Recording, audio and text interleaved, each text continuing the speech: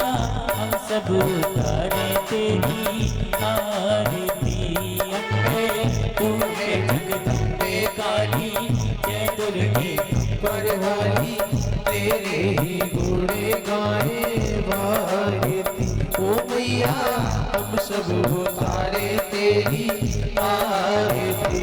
अम्बे तू है जगदम्बे काली, जय दुर्गे खप्पर वाली, तेरे ही गुण गाए भारती। ओ मैया हम सब उतारे तेरी आरती।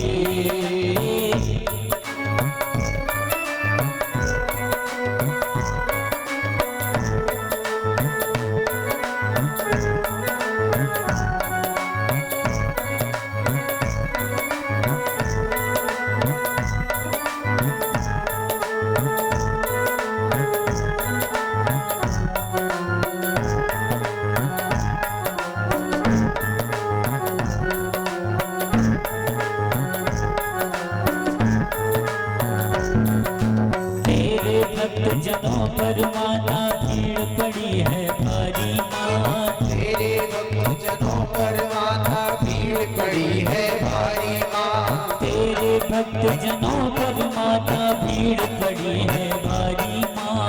तेरे भक्त जनों पर माता भीड़ पड़ी है भारी माँ।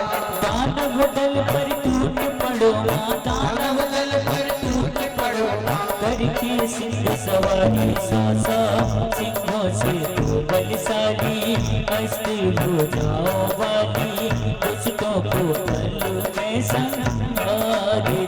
ओ मैया हम सब उतारे तेरी आरती। तू है जगदम्बे काली, जय दुर्गे खप्पर वाली, तेरे ही गुण गाए भारती।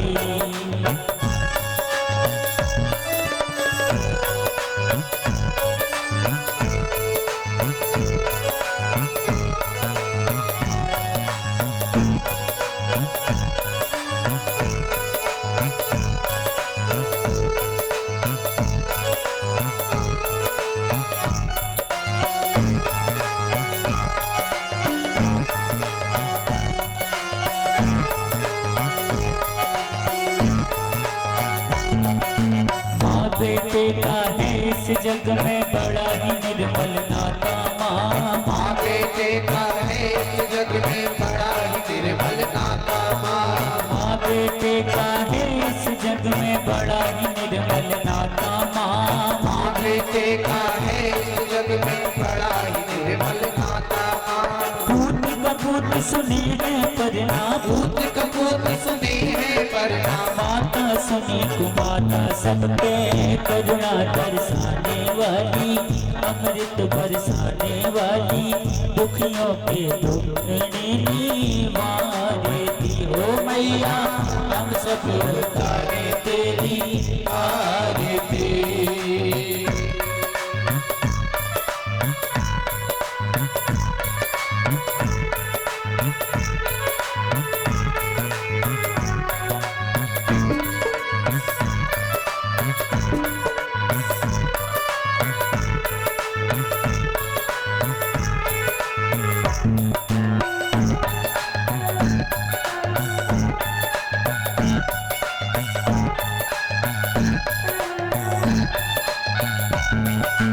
नहीं मांगते धन और दौलत, ना चांदी ना सोना माँ। नहीं मांगते धन और दौलत, ना चांदी ना सोना माँ।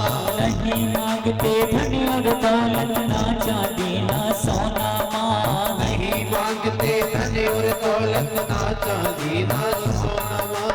हम तो मांगे माँ तेरे मन में, हम तो मांगे माँ तेरे मन में एक छोटा सा कोना, सबकी बिगड़ी बनाने वाली, लाज बचाने वाली, सतियों के सत्य को संवारती। ओ मैया हम सब उतारे तेरी आरती।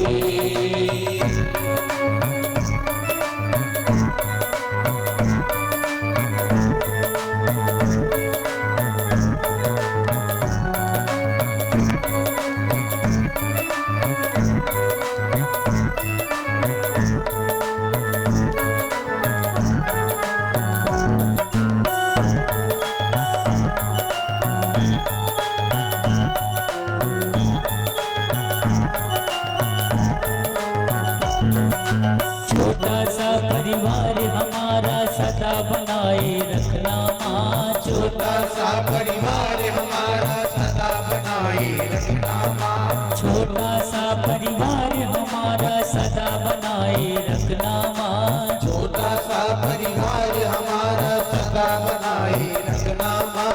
हम दुखियों पे ओ मेरी मैया, हम दुखियों पे ओ मेरी मैया, कृपा बनाए रखना माँ, कृपा बनाए रखना। सबकी बिगड़ी बनाने वाली, अमृत बरसाने वाली, दुखियों के दुख को निवारे दियो मैया, हम सब उतारे तेरी आरती। अम्बे तू है जगदम्बे वाली, जय दुर्गे खप्पर वाली, तेरे ही बड़े गाए आरती हो मैया, हम सब उतारे तेरी आरती हो मैया, हम सब उतारे तेरी आरती हो मैया, हम सब उतारे तेरी आरती। कर्पूरगौरं करुणावतारं संसारसारं भुजगेन्द्रहारं सदा वसन्तं हृदयारविन्दे भवं भवानी सहितं नमामि।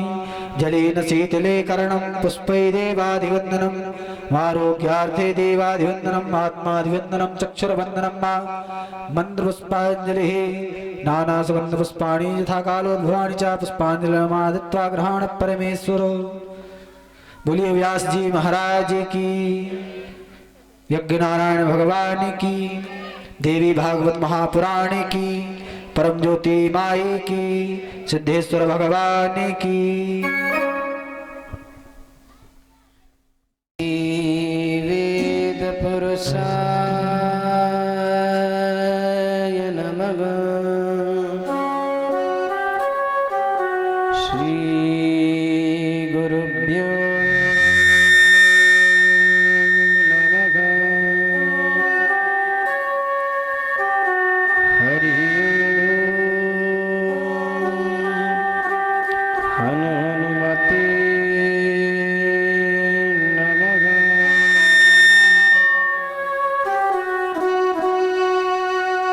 गजाननं भूतगणादिसेवितं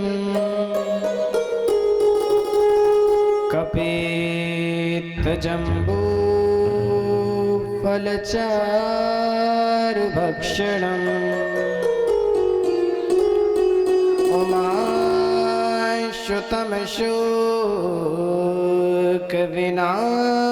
उमाशुतमशोकविनाशकारकम् नमामि विघ्नेश्वरपादपङ्कजम्।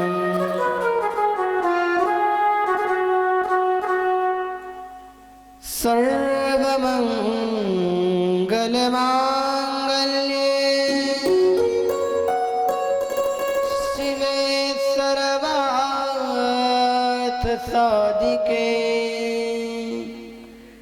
शरण्ये त्र्यम्बके गौरी नारायणी नमोस्तुते। ध्यानमूलं गुरोर्मूर्तिः पूजामूलं गुरोर्पदम्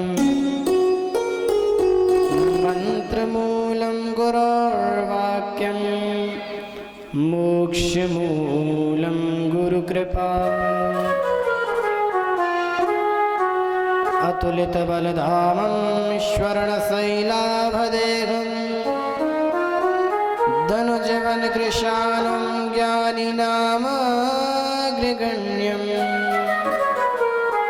सकलगुणनिधानं वानराणामधीशं रघुपतिप्रियभक्तं वातजातं नमामि। या देवी सर्वभूतेषु बुद्धिरूपेण संस्थिता नमस्तस्यै नमस्तस्यै नमस्तस्यै नमो नमः। बोलिए जगज्जननी जगदम्बा मैया की जय। परम मंगल में अकारण करुणा वरुणालय भक्त मनवांचित कल्पतरु तड़िद्युत श्री पीतांबरधारी बालकृष्ण लाल की श्री अर्धांगिनी राधा रानी और जो करुणामयी है, कृपामयी है, जो जगत सृष्टि कारिणी है, ऐसी सर्वेश्वरी प्रपंच जिनके लिए यह विश्व एक क्रीड़ा मात्र स्वरूप है, जिसके एक इशारे मात्र से ब्रह्मा विष्णु महेश भी निरंतर आराधना करते हैं, ऐसी प्रसन्न चित्त वाली देवी भगवती को मेरा बारंबार प्रणाम। और साथ ही साथ आप समस्त शास्त्री नगरवासी एवं अपने अपने घर में बैठ करके श्रवण कर रहे उन समस्त श्रोताओं को इस व्यासपीठ से नमन प्रणाम। और हमारे YouTube और Facebook के माध्यम से देख रहे समस्त भक्तों को भी इस व्यासपीठ से नमन, राधे राधे, जय माता दी। आइए आज द्वितीय दिवस की कथा में प्रवेश करने से पूर्व मन तथा वाणी को पवित्र करते हुए श्री जगत जननी जगदम्बा मैया का नाम संकीर्तन करते हुए कथा में प्रवेश बड़े भाव के साथ।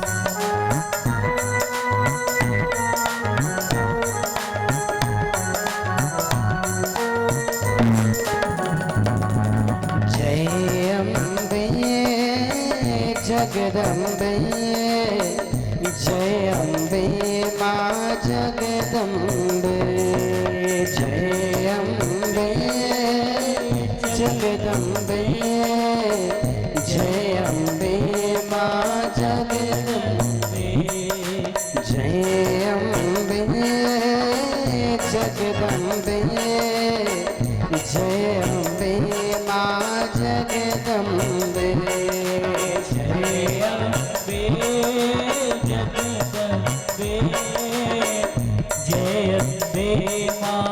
जगदम्बे जय अम्बे माँ जगदम्बे,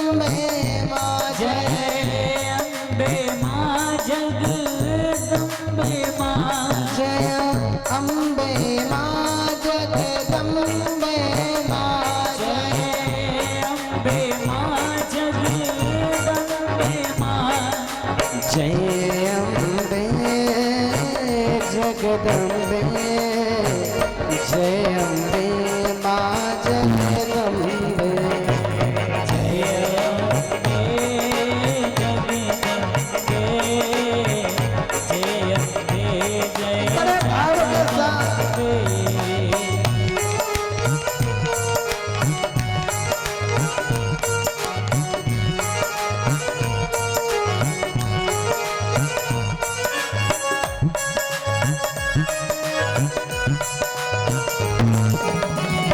जगत जननी जगदम्बा मैया की जय हो।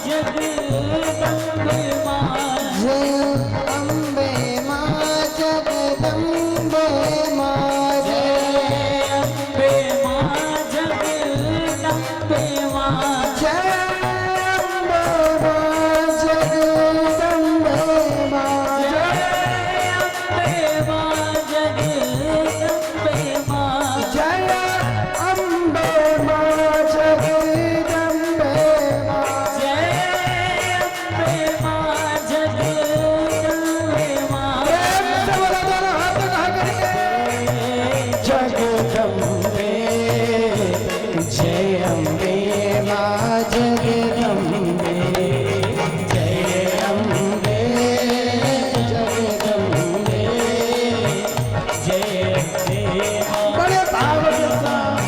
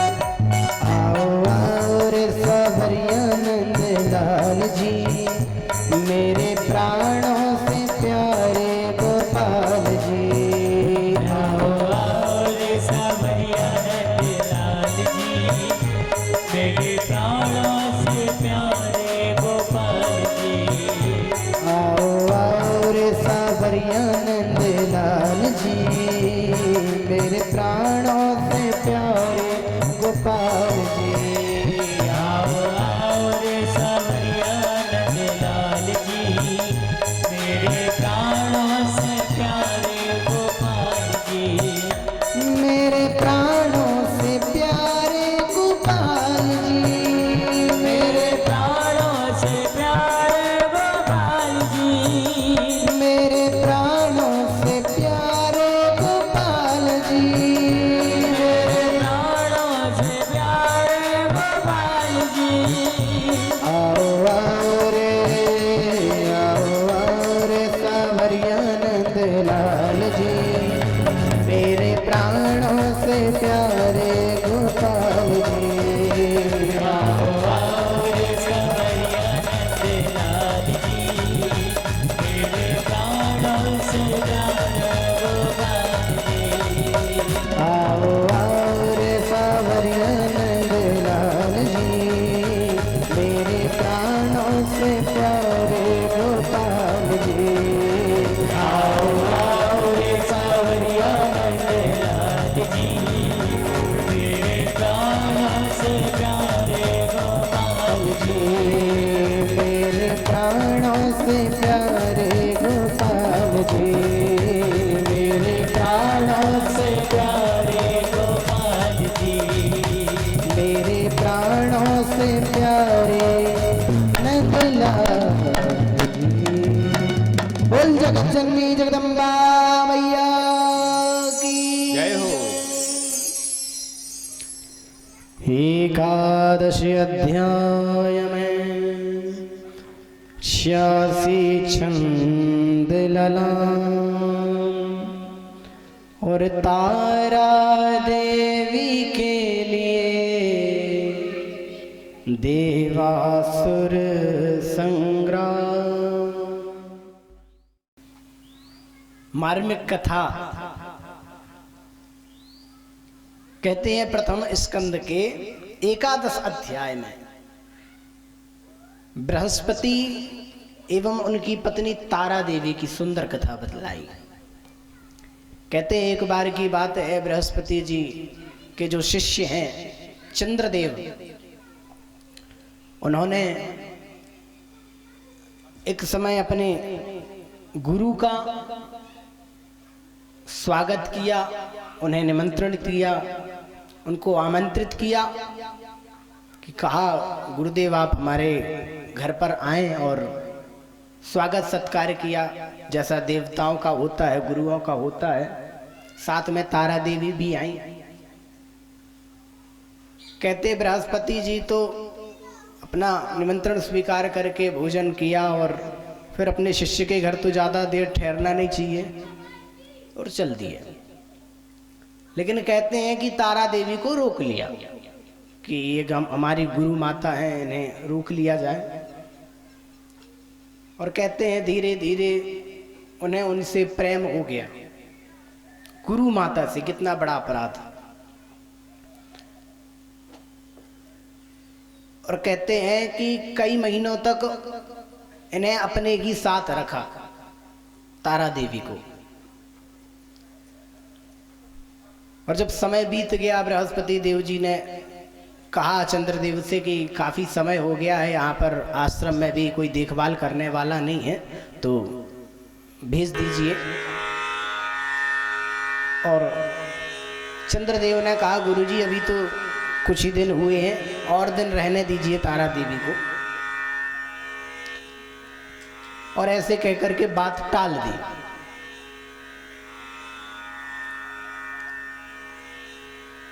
और फिर कुछ समय बाद पुनः उन्होंने कहा बृहस्पति जी ने,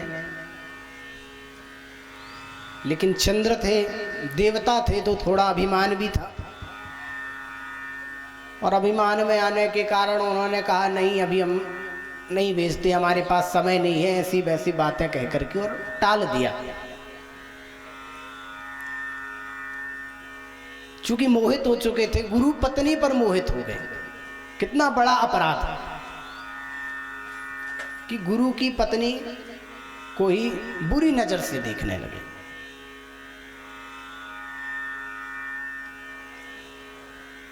चूंकि कहते हैं कि जब बृहस्पति जी ने कहा कि बृहस्पति तो गुरु है, वो केवल उन्हें शास्त्रों का ही ज्ञान है, शस्त्र का तो ज्ञान नहीं। और शस्त्र उठाना भी वो अपराध समझते हैं, क्योंकि ब्राह्मण का कार्य शस्त्र उठाना नहीं है, ब्राह्मण का कार्य केवल शास्त्र को उठाना है। तो उन्होंने अपने देवताओं के जो राजा हैं, देवराज इंद्र, उनके पास गए और देवराज से कहा कि देखो चंद्रमा कितना हमारा अपमान कर रहे हैं, अपनी गुरु माता को अपने महल में रखे हुए हैं, उन्हें भेज नहीं रहे हैं। क्योंकि आदर से ही बोलते थे बृहस्पति जी। और समय गुजरता गया, चंद्रमा ने कहा ठीक है। कुछ समय बाद इंद्रदेव गए चंद्रमा के पास। पहले तो अपनी सेना को भेजा, मंत्रियों को भेजा, जाओ जा करके उनसे प्रार्थना करो। लेकिन काहे को माने, क्योंकि भड़काने वाले थे उन्हें। चंद्रमा के पीछे भी उन्हें कोई भड़काने वाला था। कौन? शुक्राचार्य, जो दैत्यों का राजा।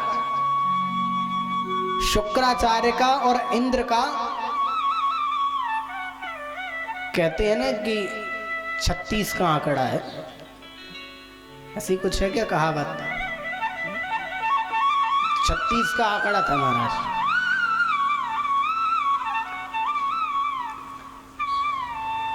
अब यहां पर शुक्राचार्य किनके तरफ से? चंद्रदेव की तरफ से। और बृहस्पति की तरफ से कौन है? इंद्रदेव। तो इसलिए कहा है कि तारा देवी के लिए देवासुर संग्राम। अच्छा एक बात और बतला दूं, तारा देवी भी थोड़ा उदास रहती थी। किनसे? बृहस्पति जी से। चाहती तो अकेली भी आ जाती और चंद्रमा को भी परास्त कर देती, क्योंकि वो तो जगत जननी जगदम्बा ही, हर नारी जगदम्बा है। हर नारी के 3 स्वरूप हैं, महाकाली, महालक्ष्मी और महासरस्वती। वो चाहे तो धन से भर दे, वो चाहे तो विद्या से भर दे, और वो चाहे तो काल से भर दे। विद्या से भरने वाली कौन? सरस्वती। लक्ष्मी से भरने वाली, धन से भरने वाली माता लक्ष्मी। और काल भी जिसके सामने आकर के अपने घुटने टेक देता है वो है माता महाकाली, अर्थात पराम्बा जगदम्बा मैया।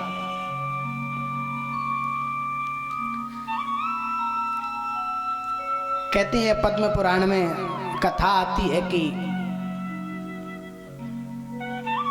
एक बार की बात है, बृहस्पति जी ने संवर्त नाम की जो संवर्त की पत्नी को अपना लिया था। अब कालांतर के अलग अलग पुराणों में ये कथाएं बतलाई गई हैं, इस कारण वो उदास भी रहती थी, इसलिए वो नहीं जाती थी। लेकिन कुछ समय बाद फिर वो गई।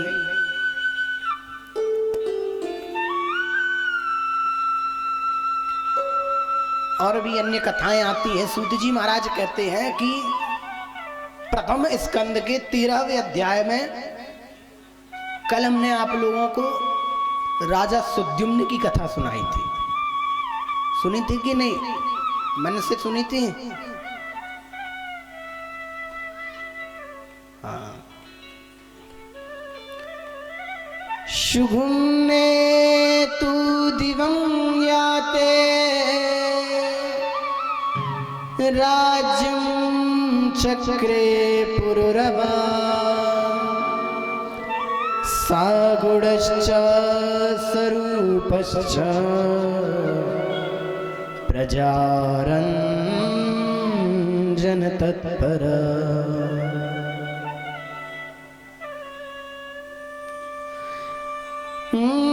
तेरहवें अध्याय में 34 पद्य पवित्र पुरुरवा नृप की नारी है उर्वशी चरित्र। कहते हैं बड़ी सुंदर कथा आती है। जो कल राजा जो सुगुम्न की हमने कथा सुनाई, उनके एक पुत्र हुए जिनका नाम हुआ पुरुरवा। क्या नाम है? पुरुरवा। चूंकि सुद्युम्न जी महाराज तो जगदम्बा मैया की आराधना में लीन थे, घर बार छोड़ दिया और यहाँ पुरुरवा जी अपना राज्य करने लगे। बड़ी श्रद्धा के साथ राज्य करते, और तो और कहते हैं कि राज्य करते और अपनी सारी प्रजा को मानो अपने बालक की तरह ही मानते। जिस प्रकार हम अपने बालक का लालन पोषण करते हैं, उसी प्रकार प्रजा का भी लालन पालन चल रहा था। और कहते हैं उर्वशी नाम की एक अप्सरा थी, जिसे श्रापवश पृथ्वी लोक में आना पड़ा। और जब वो पृथ्वी लोक में आई तो उन्होंने पुरुरवा के उस राज्य में, पुरुरवा का जब राज्य कला देखी कि कैसे वो राज्य करते हैं, कितनी सुरक्षा है इनके राज्य में, किसी प्रकार का कोई किसी को कष्ट नहीं, तो देख करके मोहित हो गई। और उर्वशी को देख करके ये भी मोहित हो गए। और क्यों ना हो, उर्वशी कोई ऐसी वैसी अप्सरा थोड़ी है। कहते सर्वगुण संपन्न थी वो उर्वशी। भागवत जी में भी और अन्य पुराणों में भी कथा आती है कि उर्वशी को भगवान नारायण ने ही अपने जंघा से उत्पन्न किया। जब भगवान ने नर नारायण अवतार लिया था तो उस समय इंद्र ने भगवान की परीक्षा लेने के लिए और क्या किया, उनके सामने अनेकों अप्सराओं को भेजा कि इनका जो तप है वो भंग हो जाए। लेकिन क्या होता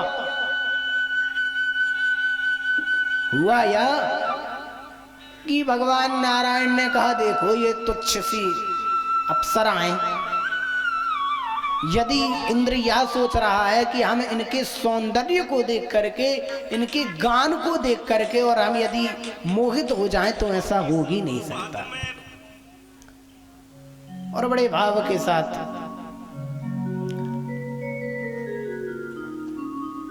आज उन अप्सराओं से भी दुगनी नहीं, चौगुनी नहीं, 100 गुनी नहीं, 1000 गुनी नहीं, जिसका कोई कहना चाहिए कि अंतर की नहीं,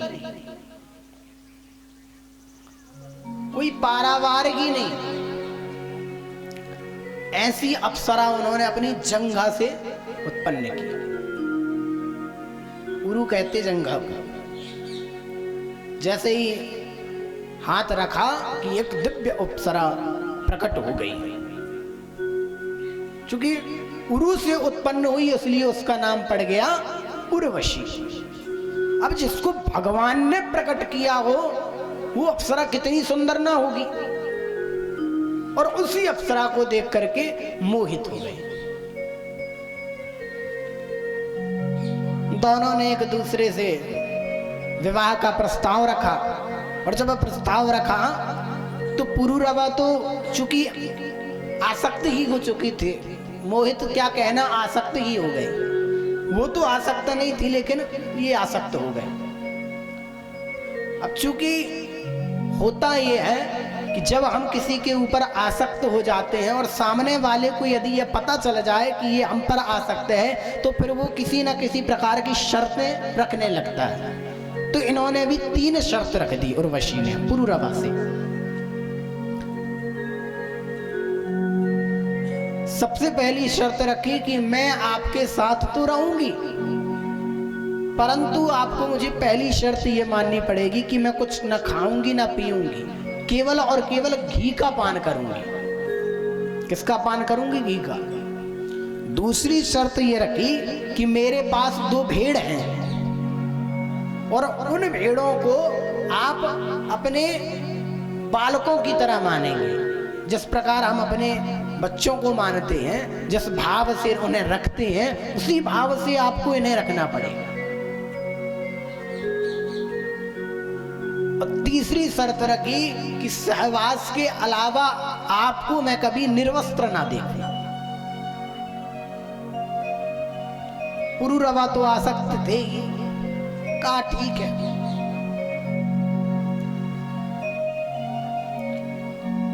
अच्छा एक बात और बतला दूं, ये जो आसक्ति है ना, ये आसक्ति है पर जा नहीं सकती। आसक्ति आ तो सकती है पर जा नहीं सकती। किसी पर भी एक बार भी यदि आसक्ति हो जाए तो फिर ये आ जाएगी पर जाएगी नहीं। किसी से एक बार मोह हो जाए तो फिर वो जब तक नष्ट नहीं हो जाता तब तक नहीं छूटता। और कभी कभी तो ये हाल होता है कि जीवन पर्यंत वो मोह चाहे वस्तु का हो, चाहे व्यक्ति का हो, चाहे स्थान का हो,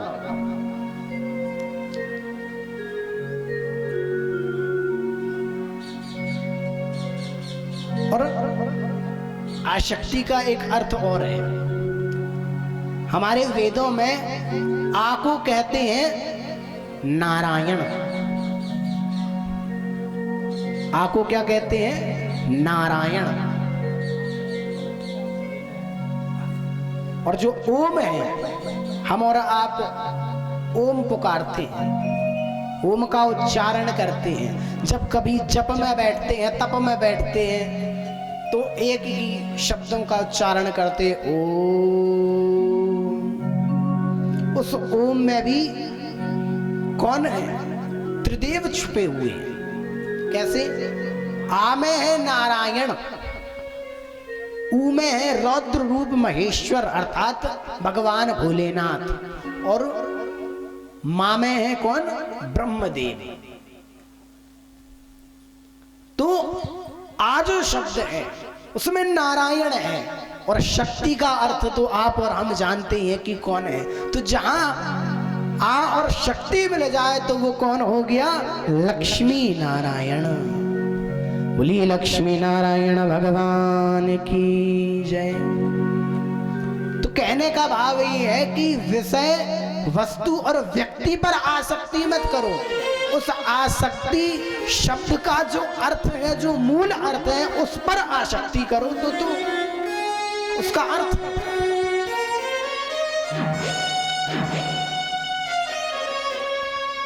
और आसक्ति का एक अर्थ क्या है? मोह।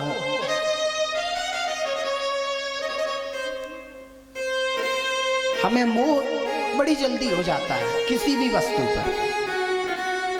अच्छा, मोह कहां पर होता है ये पता है? क्या कभी दूसरे की वस्तु पर मोह हुआ? नहीं, मोह होता है स्वयं की वस्तु पर।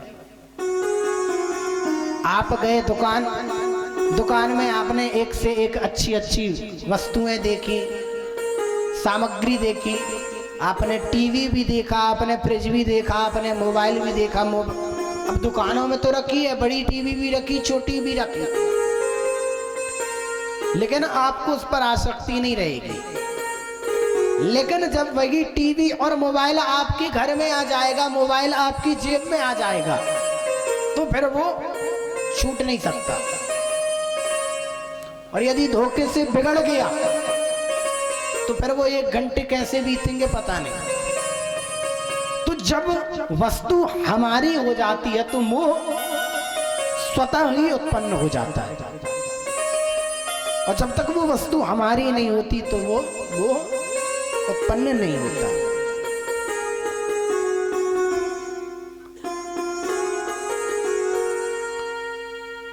मोह और एक है ममता।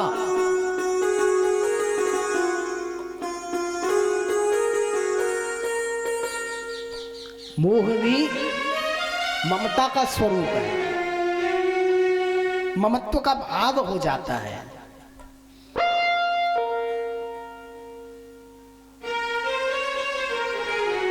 ममता और सरलता,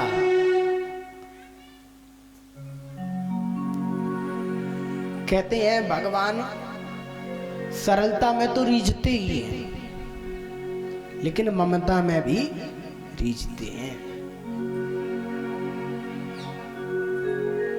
एक बार की बात है,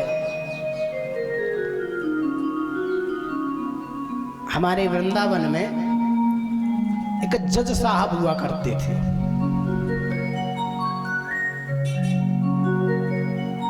और वो बड़े संत थे। क्या थे? संत। अब वृंदावन में जज साहब संत बन चुके थे। उन्होंने अपना जजगिरी छोड़ दी, केवल संत बन के हरि नाम संकीर्तन करते थे। और बड़ी आश्चर्य की बात है कि कोई जज और वृंदावन में जाकर के और ऐसे ही लौट रहा है, तो ये कोई सहज बात तो होगी नहीं, कुछ ना कुछ विशेष कारण तो होगा। कहते एक बार की बात है,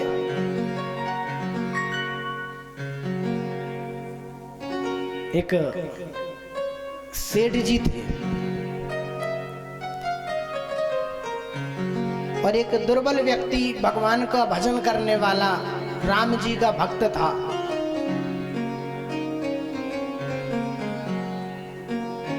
वो भक्त भगवान पर इतना विश्वास करता था, इतना विश्वास करता था कि जिसका कोई हिसाब ही नहीं लगाया जा सकता। कहते हैं एक बार की बात है, उन्होंने उस भक्त ने एक सेठ को, साहूकार, उस साहूकार को कुछ पैसे लिए थे, साहूकार से उधार लिया था। अब लिखना पढ़ना उसे आता नहीं था, तो उसने क्या किया कि उस एक पर्ची में लेकर के गया एक खाली कागज और पैसे ले गया जो देने थे उसे ले जा करके और सेठ जी को दे दिया।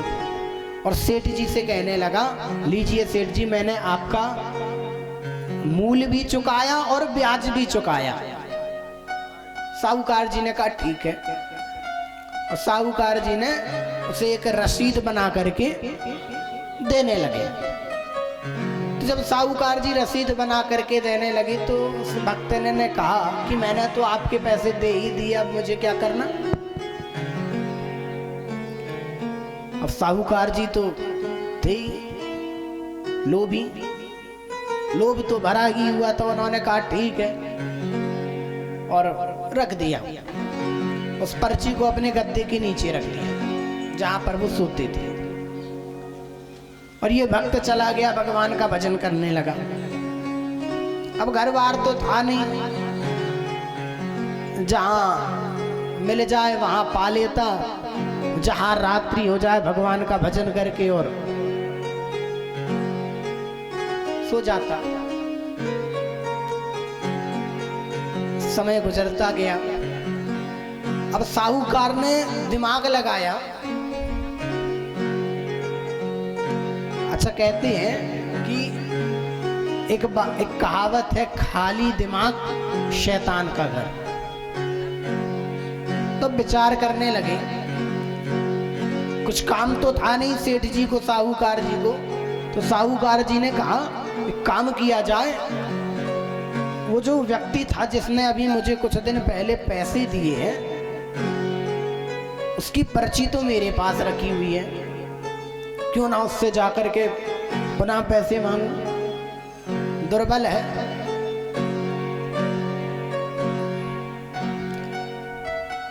समय गुजरता गया। जब उसने अपने घर बुलवाया उस भक्त को, तो भक्त से कहा कि लाओ मेरे 2000 रुपए दो। उस भक्त ने कहा प्रभु मैंने आपको दे दिया है। कहते नहीं नहीं आपने नहीं दिया। कहते नहीं मैंने आपको दे दिया है। कहते क्या सबूत है आपके पास कि आपने दे दिया। कहते प्रभु सबूत तो नहीं है, लेकिन मैंने दे दिया है। कहते नहीं ऐसा नहीं चलेगा, मेरे पैसे लौटाओ, अन्यथा मैं कोर्ट में जाऊंगा और तुम्हारे खिलाफ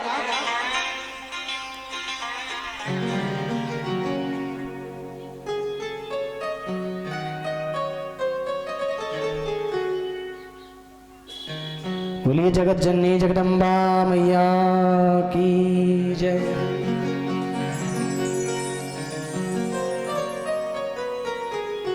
अब कहते हैं कि यहाँ पर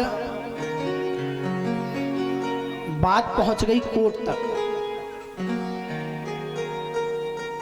अब बेचारा ना कुछ जानने वाला, बिल्कुल सरल था, सहज था।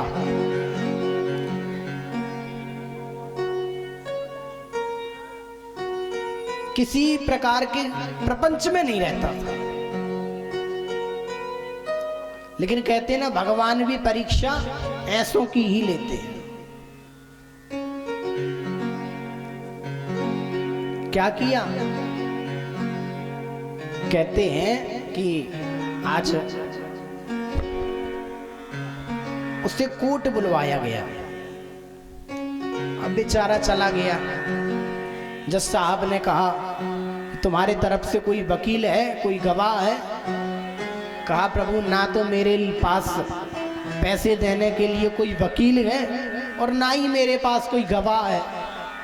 तो जज साहब ने कहा चलो ठीक है, तुम्हारे पास वकील नहीं हो, कोई बात नहीं, वकील तो मैं भी करवा दूंगा, क्योंकि वकील का काम क्या है, केवल सवाल जवाब करना। लेकिन गवाह तो तुम्हें अपना ही लाना पड़ेगा।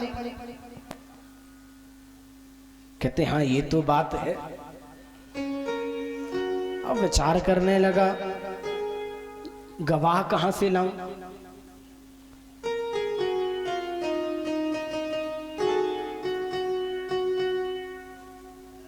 समय गुजरता गया, शाम हुई।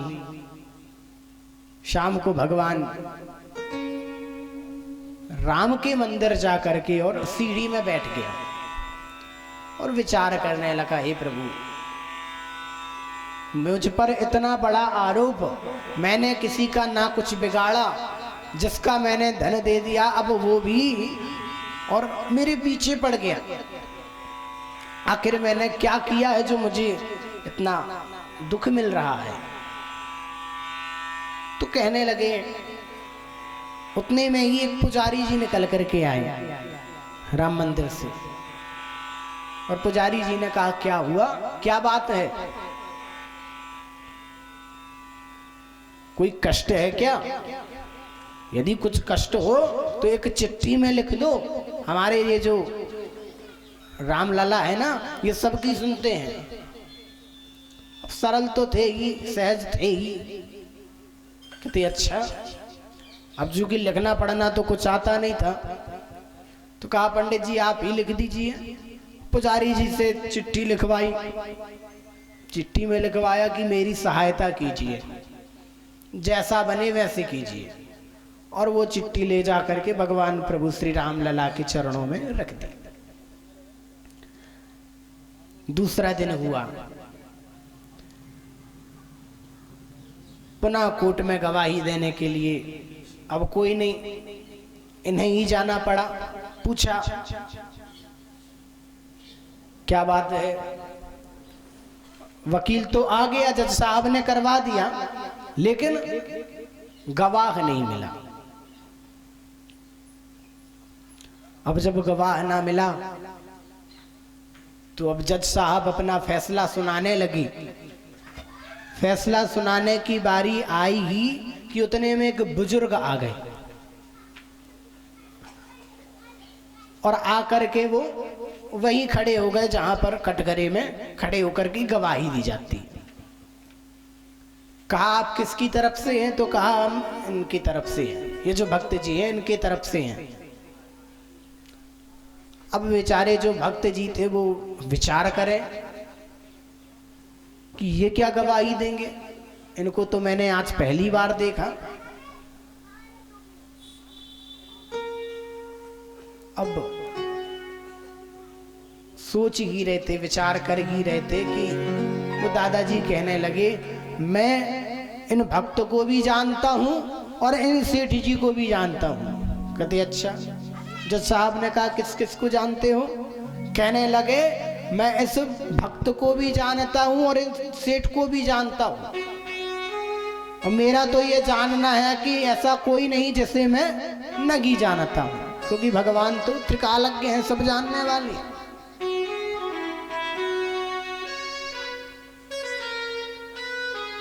तो जज साहब ने पूछा आपने क्या देखा? कहा हमने ये देखा कि इन्होंने सेठ जी को 2000 रुपए दिए। सेठ जी बड़ी आश्चर्य में कि ये तो बूढ़े दादा थे नहीं। सेठ जी ने कहा अच्छा आपने कहाँ देखा, क्या देखा, कैसे देखा? आप कह रहे हो कि 2000 रुपए दिए, तो कोई सबूत है? कहते हाँ, उस समय मैं मौजूद था वहां। अब बेचारा मन की मन विचार करे कि ये तो थे नहीं, भक्त भी विचार करे ये तो थे नहीं, फिर भी इनको ये सब कैसे पता? फिर कहने लगे अच्छा और कुछ सबूत? कहते हाँ, जाइए और अपने एक पुलिस वाले को, हवलदार को ले जा करके सेठ जी के घर में जाएंगे, और बैठक रूम में एक गद्दा होगा, उस गद्दे के नीचे एक पर्ची रखी होगी, वो सबूत है। गए, एक हवलदार को भेजा, और हवलदार ने जा करके जैसे ही देखा तो वहां गद्दे के नीचे पर्ची रखी हुई थी। बोलिए श्यावर रामचंद्र की जय। कहने का भाव ये कि वो बूढ़ा आदमी कोई और नहीं बल्कि स्वयं प्रभु श्री राम थे। कहते हैं ना, जिसका कोई नहीं होता उसका बंसी वाला होता है।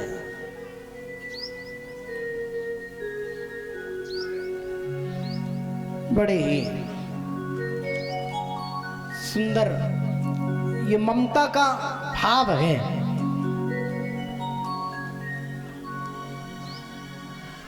और एक बात और कहना चाहूंगा,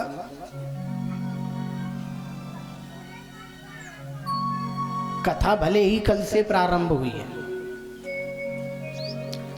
अब चूंकि आप समस्त शास्त्री नगर वासियों की एक आदत बन गई है, क्या बोलने की? राधे राधे। क्या आदत बन गई है? राधे राधे। और चल रहा है देवी पुराण।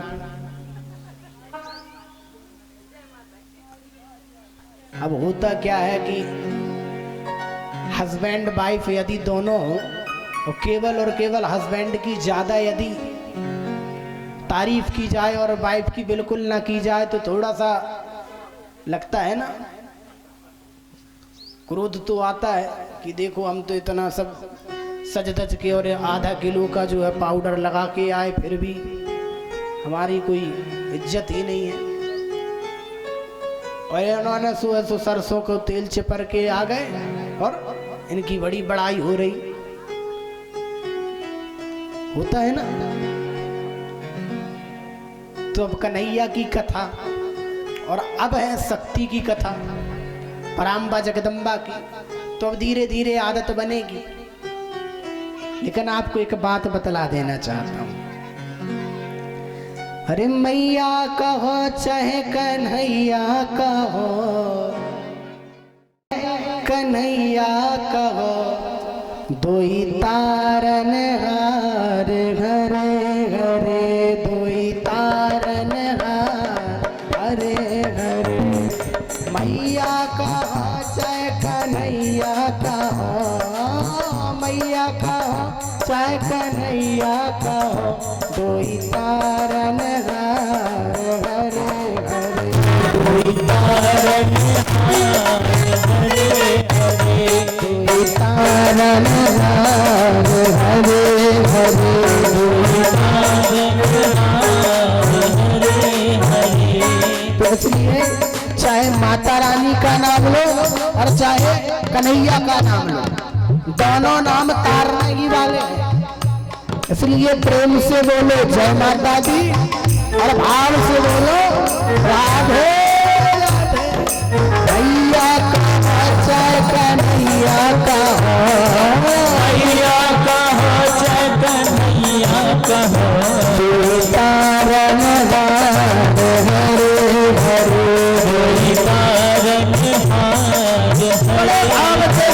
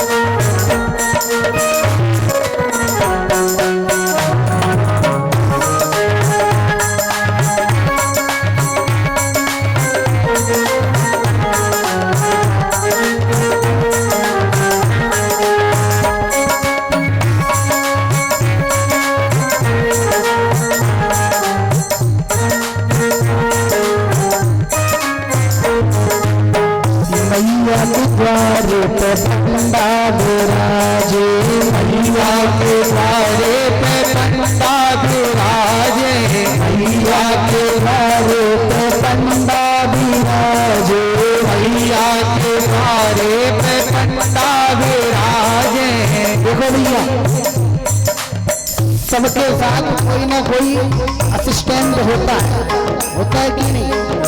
आप किसी के पास भी जाओ तो उनका पीए उनके साथ होता है, जैसे हम पर्सनल असिस्टेंट कहते हैं। तो माता रानी का असिस्टेंट कौन है? पंडा बाबा। कौन है? पंडा बाबा। अब आप सब तो हैं देवी जी के बहुत भक्त।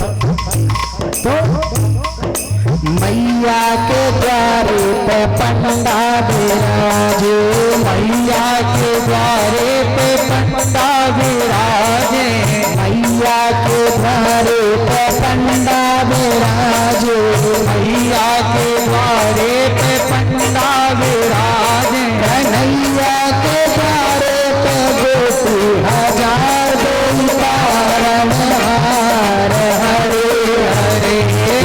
मैया कहो चाहे कन्हैया कहो, दो तारन हार हरे हरे, दो तारन हार हरे हरे।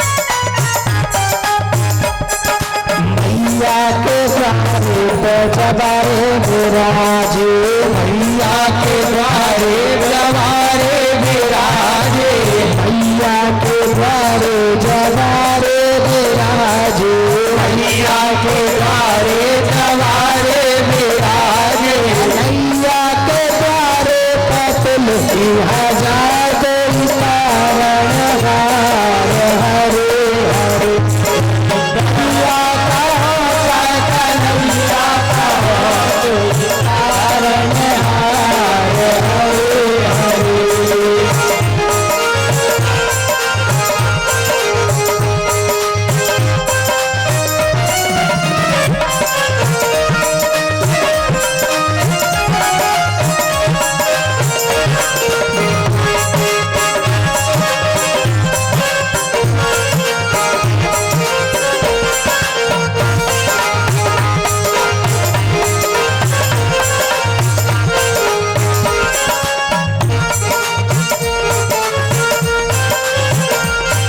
अच्छा ये बताइए, आप लोग माता रानी के मंदिर जाते हो तो माता रानी को कौन सी माला पसंद है? सबसे पसंदीदा माला कौन सी है? लाल जासुन की। हाँ। और भगवान को कौन सी माला पसंद है? कृष्ण जी को।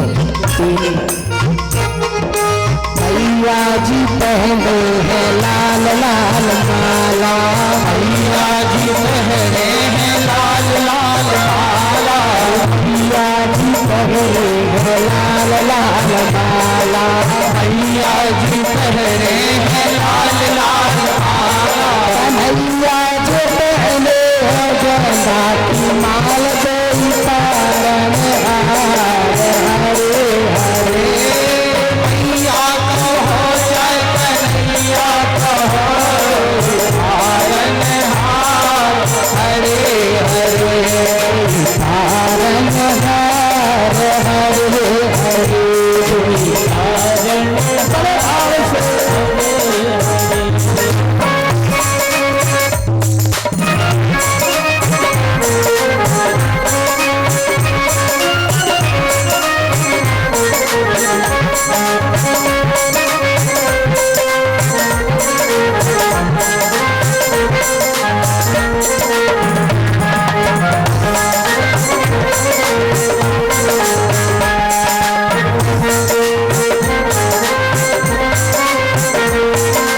लौंग इलायची मैया के चाहिए, इलायची मैया को चाहिए, जब कभी आप लोग मंदिर में पूजा करने जानते हो तो कुछ रखें या ना रखें, थाली में माला लौंग इलायची पान है ना, और चंदन बंदन ये रख लेते कि अब 16 प्रकार के उपचार तो कर नहीं पाएंगे, तो सबसे पहले यही आता है कि ये लौंग इलायची धूप अगरबत्ती रखी कि नहीं, होता है ना।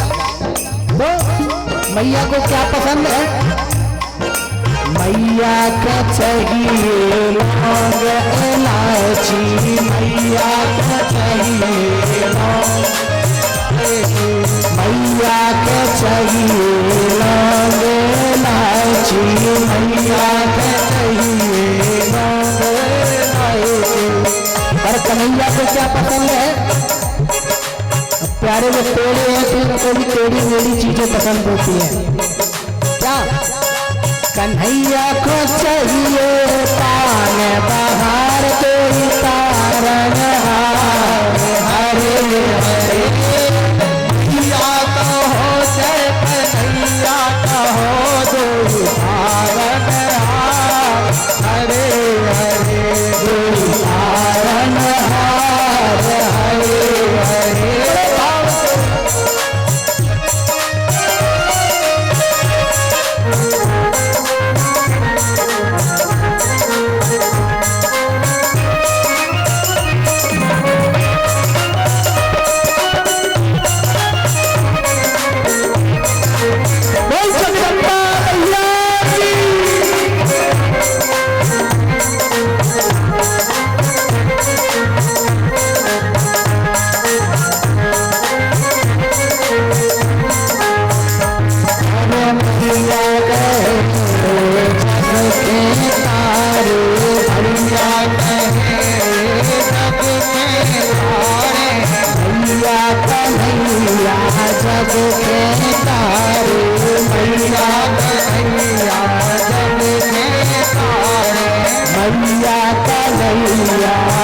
देखे तारे मैया कन्हैया जब देखे तारे सर्वोत्तम के हैं भाग अपार वाले। अच्छा तो ये बताइए, ये भजन कैसा लगा आप लोगों को? आपको पता है ये भजन बनाने वाले कौन है? आज हमारे बीच जो परम श्रद्धेय डॉक्टर पंडित सत्येंद्र स्वरूप शास्त्री जी महाराज के जो परम शिष्य हरिकिशन जी महाराज हैं, उनके पूज्य पिताश्री जो बैठे हुए हैं आज आप सभी के समीप, इन्हीं ने ये सुंदर भजन बनाया और आज इस मंच के माध्यम से ये गाने मिला। और प्यारे ये भजन तो केवल एक तुलसी का पत्ता है। जिस प्रकार तुलसी के वृक्ष में हम तुलसी के पत्ते को नहीं गिन सकते कि कितने तुलसी के पत्ते होंगे, उसी प्रकार उनके पास ऐसे अनेकों गुण विद्यमान हैं। और आते हैं तो कथा चल रही थी कहाँ, ममता और सरलता पर। तो भगवान की ममता देखिए कि भगवान ने ये भी नहीं देखा कि मुझे कहाँ जाना पड़ेगा, भगवान को कटघरे में जाकर के खड़ा होना पड़ा। तो जज साहब ने सोचा, विचार किया कि जब परमात्मा स्वयं कटघरे में आकर के और मेरे सामने खड़ा, मैं बैठा हूं और परमात्मा खड़े हैं, इतना बड़ा अपमान मेरे परमात्मा का, अरे मुझे ये कुर्सी ही नहीं चाहिए। तुरंत उन्होंने बर्खास्त कर दिया अपनी उस कुर्सी को, कुर्सी छोड़ छाड़ के और कहाँ आ गए, वृंदावन धाम, वहीं पर वास करने लगे।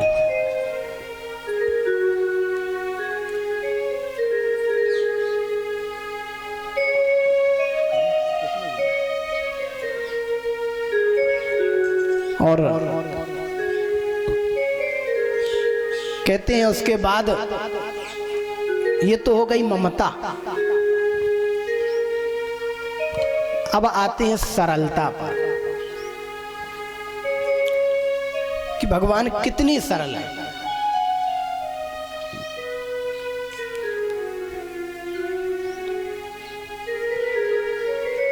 कहते हैं एक बार की बात है, 9 प्रकार की भक्ति बतलाई गई। कितने प्रकार की भक्ति है? 9 प्रकार की। रामायण में भी है और भागवत में भी है। भागवत में श्लोक के दौरान बतलाई गई और रामायण में तुलसीदास जी महाराज ने चौपाई और दोहा के अंतर्गत बतलाया। भागवत जी में क्या है? श्रवणं कीर्तनं विष्णु स्मरणं पादसेवनम् अर्चनं वंदनं दास्यं शाक्यमात्मनिवेदनम्।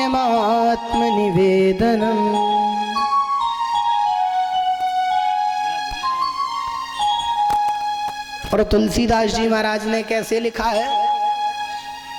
उन्होंने तो बड़ी सुंदर चौपाइयों में लिखा है। प्रथम भगति संतन कर संगा, प्रथम भगति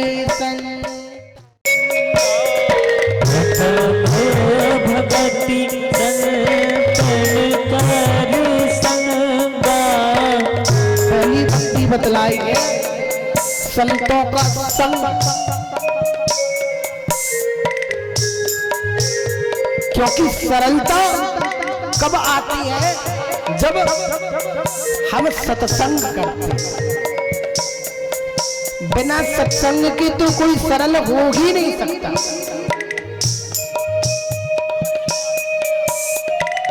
तो सर्वप्रथम भक्ति कौन सी है? संतन कर संगा। लेकिन आजकल संतों का संग कम है, सत्संग ज्यादा है। सत्संग कम है और सत्संग ज्यादा है। प्रथम भगति संतन कर संगा, प्रथम भगति संतन कर संगा, प्रथम भगति संतन कर संगा, प्रथम भगति संतन कर संगा, दूसर रति मम कथा प्रसंग, दूसर रति मम कथा प्रसंग, प्रथम भगति संतन कर संगा, प्रथम भगति संतन कर संगा। दूसरी जो भक्ति है वो कौन है? रति मम कथा प्रसंगा, अर्थात भगवान की कथा में ही रत हो जाओ। और फिर क्या कहती है चौपाई तीसरी भक्ति के लिए? गुरु पद पंकज सेवा, तीसर भगति चौथी भगति मन गुण गण, कराई कपट तज। गुरु पद पंकज, यदि हमने गुरु के चरणों में प्रीति लगा ली, गुरु के चरणों की सेवा कर ली, तो भी भगवान की भक्ति ही है।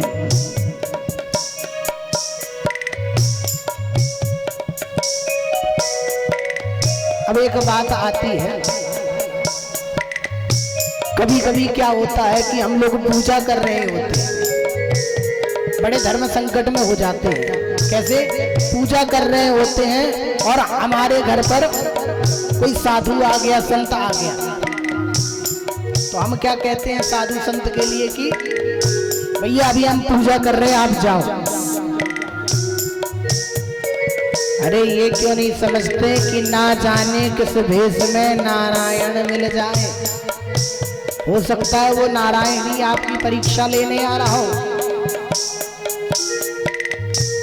तो सर्वप्रथम आपके घर में जो संत आए हैं, जो गुरुदेव आए हैं, उनका सत्कार कीजिए, उनके चरणों की सेवा कीजिए, क्योंकि ये भगवान की भक्ति है। गुरु पद पंकज सेवा, तीसर भगति अमान, जिसका कोई मान नहीं, और चौथी भगति मम गुण गण, करे कपट तज गान। अर्थात भगवान की भक्ति निष्कपट होकर के करो। अब होता तो कभी कभी ये है कि पूजा तो कर रहे होते, लेकिन पूजा करते करते भी हम ये कपट करते हैं कि हम 3 फूल ज्यादा चढ़ा लें, पता चले सामने वाले को, बाजू वाले को एक भी चढ़ाने नहीं मिला। हाँ? होता है कि नहीं? अब कई जगह तो हमने देखा अम्मा बाबा जी लोगों को किसी के घर यदि फूल तोड़ने जाओ तो क्या कहती हैं? अरे भैया ज्यादा फूल मत तोड़ियो, हमारे घर भी माता रानी है।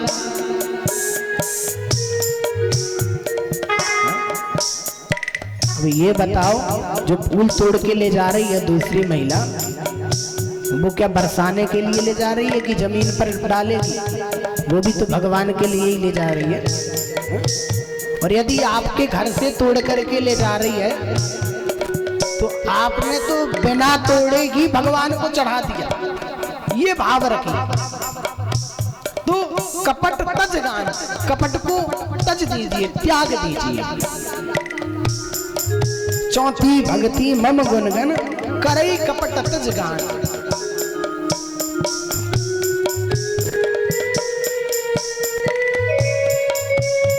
मंत्र जाप मम दृढ़ विश्वासा, मंत्र जाप मम दृढ़ विश्वासा, मंत्र जाप मम दृढ़ विश्वासा, मंत्र जाप मम दृढ़ विश्वासा। पंचम भजन सुवेद प्रकाशा, पंचम भजन सुवेद प्रकाशा, पंचम भजन सुवेद प्रकाशा, पंचम भजन सुवेद प्रकाशा। तो पांचवी भक्ति क्या कही? मंत्र जाप मम दृढ़ विश्वासा।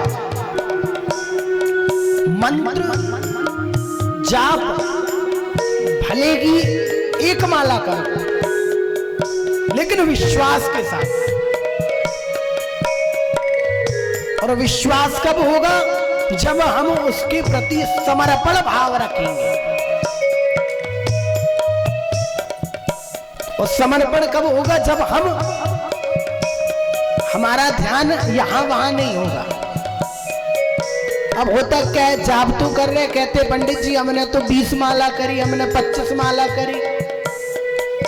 अब माला भी होते जा रही है, कहो भगवान का नाम एक बार हुआ और माला की गुड़िया 10 खिसक गई, 10 गुड़िया खिसक गई और नाम एक ही बार ले पाए। तो प्यारे उंगली नहीं चलाना है, मुंह चलाना है। क्या चलाना है? मुंह, उंगली नहीं। तो मंत्र जाप मम दृढ़ विश्वास, विश्वास के साथ। और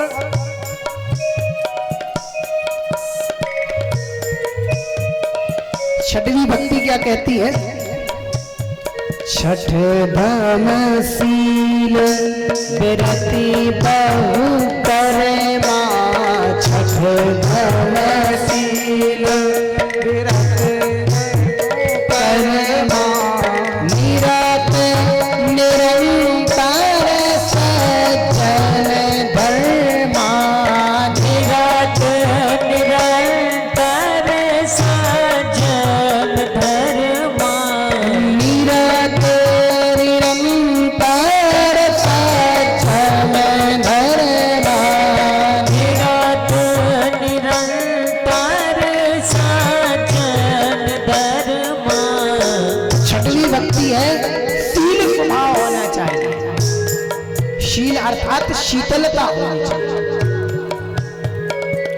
यदि आपके अंदर वह शील स्वभाव भी आ गया तो समझ लीजिए कि भगवान की भक्ति कहीं ना कहीं आपके अंदर विराजमान हो चुकी है, विद्यमान हो गई। निरत निरंतर सज्जन धर्म। और जब शीलता का भाव आ जाएगा, आपने देखा होगा जब कोई शांत स्वभाव वाला होता है तो वो ज्यादा बोलता नहीं है, बस एक कोने में बैठ करके जाप करता रहता है। उसको किसी से मतलब नहीं होता। और जिसको किसी से मतलब ना हो उसका मतलब केवल एक से होता है। और वो एक कौन है? एको हम द्वितीयो नास्ति। और वो एक कौन है? एक वह परमात्मा पर ब्रह्म है। एको ब्रह्म, ब्रह्म के अलावा कोई नहीं। और वो ब्रह्म भी कौन है? वो ब्रह्म मां जगत जननी जगदम्बा मैया है।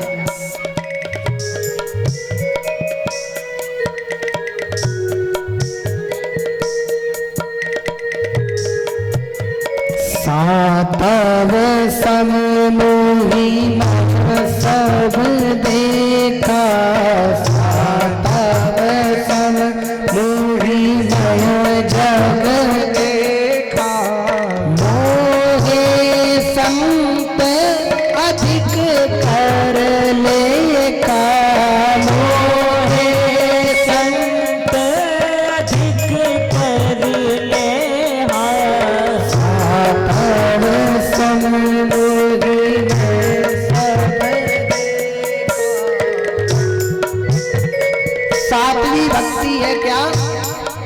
भगवान कहते हैं मोगी मैं सब जग देखा, मुझ में ही जग को देखो और जग को ही मुझ में देखो।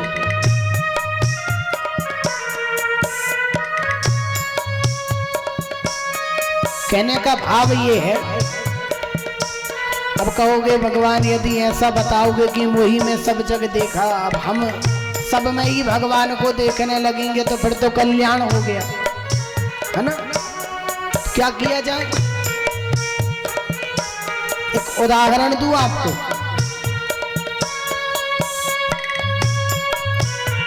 ये जो शरीर है ये भगवान है। कौन है ये? भगवान है। और इसका एक एक अंग हम और आप है, जिसमें से जिह्वा भी है, दांत भी है, आंख भी है, नाक भी है, कान भी है, हाथ भी है, पैर भी है। तो होता क्या है, कभी कभी हम जब भोजन कर रहे होते हैं तो भोजन करते करते जल्दी जल्दी में क्या होता है कि दांतों के बीच में जिह्वा आ जाती है, जीभ आ जाती है, कट जाती है, दर्द तो हुआ। लेकिन क्या कभी आप ये करते हो कि जब आपके दांतों से जिह्वा कट जाती है तो तुरंत हथौड़ा लेके मुंह में मारते हो क्या, कि दांत भी टूट जाएं? दांतों ने तो जीभ को काटा, अब हथौड़ा लेके मुंह में मार लो तो ये दांत भी चले जाए। करते हो क्या? नहीं करते ना। क्या करते हो? उस जिह्वा की ही दवाई करते हो कि भैया जैसे तैसे जीभ कट गई, लेकिन अब दांत को क्यों दोष दें? तो इसी प्रकार परमात्मा का हम सभी अंग हैं। जब हम सामने किसी को कष्ट देते हैं तो उस समय ये विचार कीजिए कि इसके अंदर भी परमात्मा विद्यमान है। सातव मुगी मैं सब जग देखा, और का दोष नहीं देखेगा। और प्यारी एक बात बतला दूं, दोष सामने नहीं होता है, दोष हमारी दृष्टि में होता है। हम जैसा मान लें वही। कभी कभी क्या होता है, एक बहू है और एक सास है। बहू ने कहा, जैसे ही सास घर में आई तीर्थ यात्रा करके, तो बहू क्या कहती है, देखो अम्मा जी आ गए। क्या कहती है? देखो अम्मा जी आ गए। अब बहू ने किस भाव से कहा ये आपको समझना पड़ेगा। शब्द वही है लेकिन उसका भाव आपको समझना है। कैसे? आप यदि ये समझ लेते हैं कि शब्द वही है और उसे यह समझ करके रखिए कि मेरी बहू ने कहा देखो अम्मा जी आ गई, मतलब बड़े भाव से देखो अम्मा जी आ गई।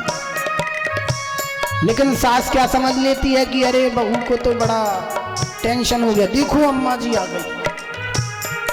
शब्द वही है, बस समझने का भाव गलत हो गया। क्या बहू ने ये शब्द कहा कि देखो अम्मा जी आ गई और दिमाग खराब हो गया, ये सब तो कहा नहीं, केवल यही शब्द कहा ना, देखो अम्मा जी आ गई। तो दोष कहाँ? दृष्टि में। यदि आप उसे अच्छा मानते हो तो आपके लिए अच्छा है, और बुरा मानोगे तो बुरा। जैसा आप ग्रहण करोगे स्वाद तो वैसे ही मिलेगा।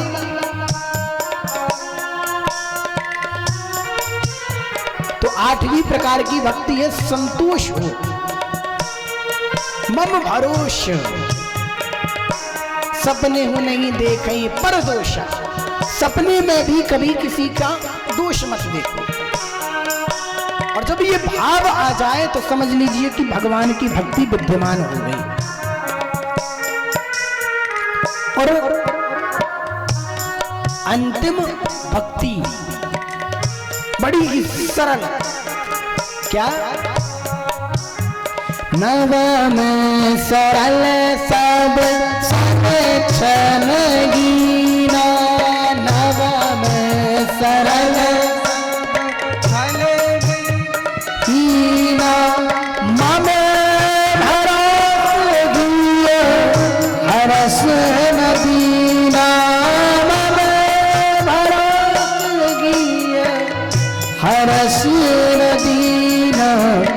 नभ मऊतम जिनके होई नभ मऊतम जिनके होई नारी पुरुष सचराचर कोई नारी पुरुष सचराचर कोई प्रथम भगति संतन कर संगा। तो 9 प्रकार की भक्ति है। हम ये नहीं कहते कि 9 की 9 ग्रहण कर लो,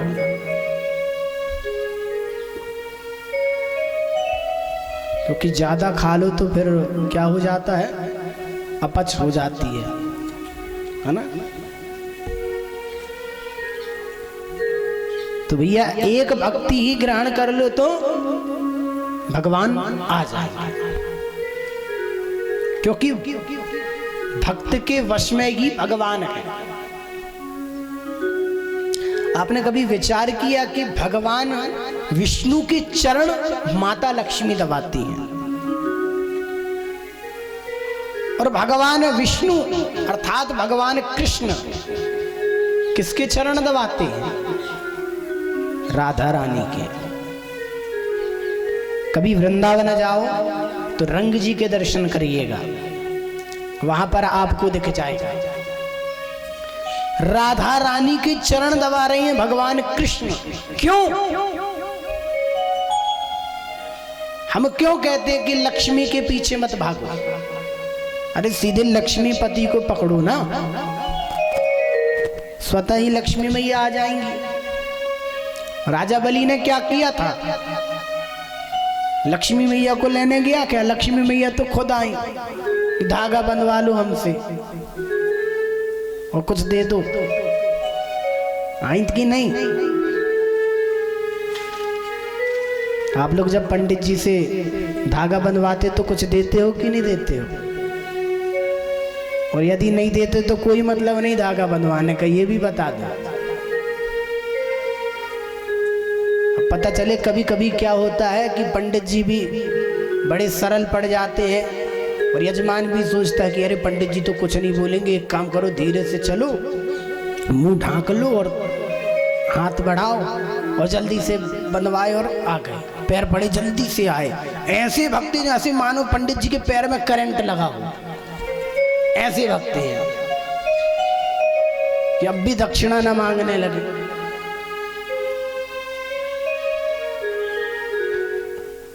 कहने का भाव ये है प्यारे कि 9वीं भक्ति है जो सरल, और हमारी कथा चल रही थी सरलता पर। भगवान कितने सरल हैं। एक और बड़ी सुंदर कथा है, बड़ी ध्यान से सुनिएगा। लेकिन कौन कौन सुन रहा है? ध्यान से, प्रेम से बोलो। नहीं, कोई नहीं सुन रहा, सब सो रहे हैं, सब सो रहे हैं। दादाजी लोग बस जग रहे हैं जो बैठे हैं कुर्सी पे, बाकी बैठे वाले भी जग रहे हैं। जग कौन रहा है और सो कौन रहा है इसका तो पता तभी चलेगा ना जब हमारे कान तक आवाज आएगी। प्रेम से बोलो।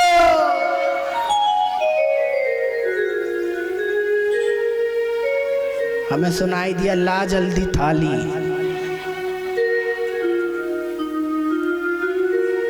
सारे बोलो, अरे मोहब्बा बोलो। और पता भी तो चले कि कोई कथा सुन रहा है कि नहीं। अब पता चले कि पंडित जी बस बक बक बक बक किए जा रहे हैं, 5 बजे आरती होगी, बढ़िया प्रसाद मिलेगा, खाए पिए निकल लिए। कुछ लोग तो इंतजार करते कितने जल्दी 16 तारीख आए तो भंडारा खाने मिले। उनको 9 से लेके 15 तक का कोई मालूम नहीं कि किस दिन क्या होना है। 16 तारीख का इंतजार हो रहा है महाराज। ऐसे ही हमने राजेश चौक में जो दुर्गा मंदिर है देखा है, पूजा भी की। केवल 4, 6, 10 माताएं ही हैं जो नित्य प्रति आती हैं, और बाकी माताएं कब दिखेंगी? 27 जनवरी को, क्योंकि माता रानी का जन्म दिवस होता है, मनाया जाता है। और नवरात्रि में तो महाराज इतने भाव आते कि कभी किसी को इतना भाव भी ना दिया हो, इतना भाव। तो सरल होना है।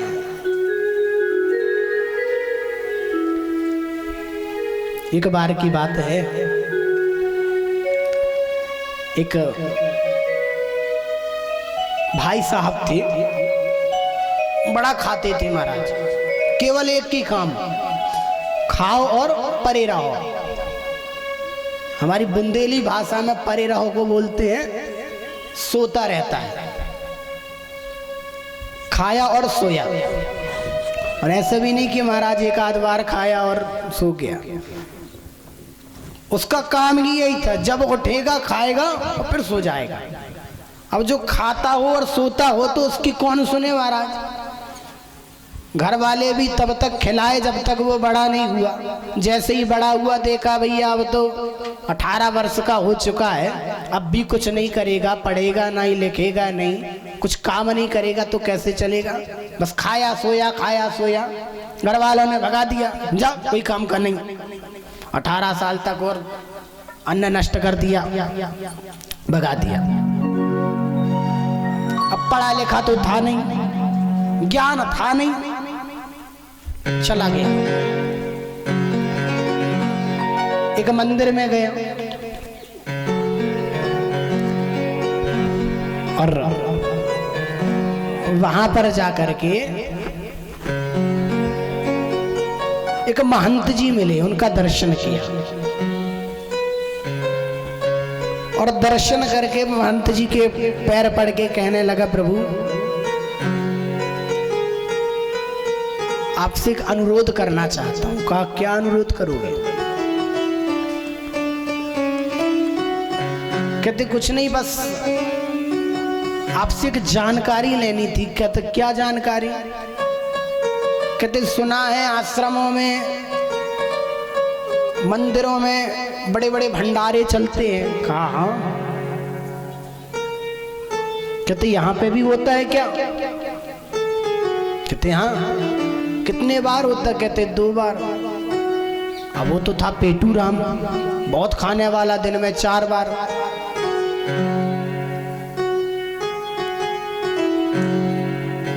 अब विचार करने लगा, कहता 2 ही बार बस। कहते कुछ करना पड़ता है क्या यहाँ? तो पंडित जी ने बोला, महंत जी ने बोला, करना तो कुछ नहीं पड़ता, बस ये है कोई भी सेवा ले लो। कहते मैं तो एक ही सेवा कर सकता हूँ। कहते कौन सी? कहते पेट की सेवा, और वो भी दूसरे की नहीं, केवल अपने। अच्छा। महंत जी ने कहा चलो ठीक है, जब इतने विद्यार्थी हैं, इतने पंडित जी लोग हैं, तो एक और सही, खाओ, जो सेवा लगे करो, नहीं करना मत करो, सब भगवान का ही है दिया हुआ। ये भाव था महंत जी का। और अब तो महाराज बढ़िया चक्क खाए और सोया रहे। अब रहते रहते उसको लगभग 8-10 दिन हो गए। सब 2 बार खाते थे, ये 4 बार खाता था। बस खाए और सो जाए, कोई काम नहीं। कभी यदि मन हुआ तो भगवान के यहाँ जाकर के और थोड़ा साफ सफाई कर दी, झाड़ू पोंछा लगा दिया, बस। अब एक दिन गया, जैसे ही भंडारे में जाकर के देखा,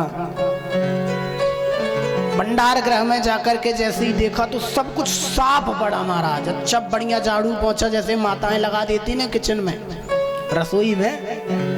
रात्रि में जब झाड़ू पोंछा लगाता तो कितना साफ दिखता है ना। तो जब वो सुबह उठ करके गया स्नान ध्यान करके, तो देखा कि कुछ नहीं पड़ा यहाँ तो, न भंडार है न भंडारी है। भंडारी को देखा चारों ओर, कोई नहीं। महंत जी के पास गया, कहते कहीं दूसरे आश्रम में भंडारा है क्या? महंत जी ने कहा नहीं। तो कहते भंडारी जी फिर अब हमारे यहाँ क्यों नहीं आए? कहते अरे भंडारी यहाँ नहीं, कहीं नहीं मिलेंगे। क्यों? अरे आपको नहीं पता आज एकादशी है और एकादशी के दिन व्रत रहा जाता, अन्न का ग्रहण नहीं किया जाता। कहते अच्छा। अब वो कहने लगा महाराज क्या ये एकादशी हमें भी रहनी पड़ेगी? महंत जी ने कहा हाँ। कहते तो हो गई भला है। क्यों?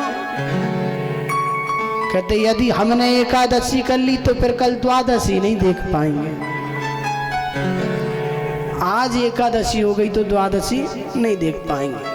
आप तो ये बताओ कि व्यवस्था कहाँ है तो हम चले जाएं जल्दी। अब महंत जी ने कहा भैया ये तो नहीं रह पा रहा। कहते देखो हमारे यहाँ तो नियम है, हम तो ना बनाएंगे और ना बनाने देंगे आश्रम में, लेकिन हाँ यदि तुम्हें ज्यादा ही भूख लगी है तो तुम एक काम करो, जाओ चले जाओ नदी के किनारे एक वृक्ष है, वहाँ गर्मी का समय था, वृक्ष के नीचे जाना बनाना और पा लेना। सब उसने लोटा कमंडल आटा की बोरी और सब जितना था, एक सेर आटा 2 सेर आटा लेकर के अनाज अपना चल दिया।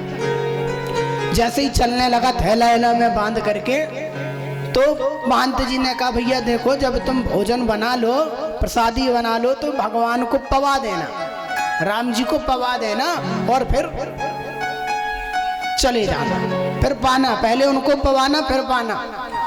तो उसने 2 जन के हिसाब से बना लिया। अब गया महाराज, नदी के किनारे एक वृक्ष था और वहां पर बैठ करके बढ़िया उसने चक्क बनाया। एक तो कभी बनाया नहीं, बड़ी मुश्किल से तो बना पाया 2-4 घंटे में। अब जब नौसीखा होता है, अब जिसके बालक ने कभी बनाया ना हो और जब उसके बनाना पड़े तो पता चले आटा लगाते लगाते वो सतुआ बन गया आटा का। सतुआ जानते हो ना आप लोग? अब आटा कैसे लगाया जाता और सतुआ कैसे घोरा जाता उसे ये भी अंदाज नहीं था। जैसे तैसे उसका वो सतुआ बना, आटा का सतुआ बना। अब कहा महाराज ये तो गीला हो गया, आटा भी नहीं, क्या किया जाए? तो धूप में रख दिया कि थोड़ा सा अब ये सूख जाए, जब ये सूखेगा तो फिर बनाएंगे जैसे तैसे। सूखा आटा, और जब तक उसने अपनी सब्जी अब्जी काटी बना लिया। बेचारा सुबह 8 बजे का आया, 2 बज गए,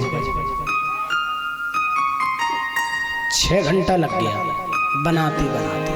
अब जिसने इतनी मेहनत से बनाया हो तो दूसरे के हाथ का भले कुछ अच्छा ना लगे, लेकिन स्वयं के हाथ का बनाया हुआ चाहे तीखा हो चाहे मीठा हो चाहे कितना भी नमकीन हो खब जाता है और बड़ा स्वादिष्ट लगता है खुद का बनाया हुआ। बढ़िया थाली लगाई, एक नहीं 2 थाली लगाई। किस किस के लिए? एक तो स्वयं के लिए और एक भगवान के लिए, क्योंकि याद था कि राम जी को बुलाना है। अब ना तो उसे कुछ मंत्र याद ना कोई तंत्र याद। तुमने कहा कि भैया भगवान को बुला लेना, तो उसने कहा मुझे ना कोई मंत्र आता है ना कोई तंत्र आता है, लेकिन हाँ एक उपाय है। उन्होंने बताया था राजा राम को बुलाना और बुलाने कैसे बुलाता, बड़ा भाव है, बड़ा सुंदर भाव। जब आप भी भोग लगाओ ना तो ऐसे ही बुलाना, क्योंकि ऐसे बुलाने में तो परमात्मा आएंगे। कैसे आए ये भी बताएंगे, बड़ी सुंदर कथा है। दोनों थाली ली, दोनों थाली में तुलसी का दल डाला, क्योंकि इतना तो ज्ञान था। कहते ना सत्संग का प्रभाव तो पड़ता ही है। आश्रम में देखता रहता कि भगवान को भोग कैसे लगाया जाता है, तुलसी डाल करके। तुलसी डाली और बड़े भाव से भगवान को पुकारने लगा। राजा राम आई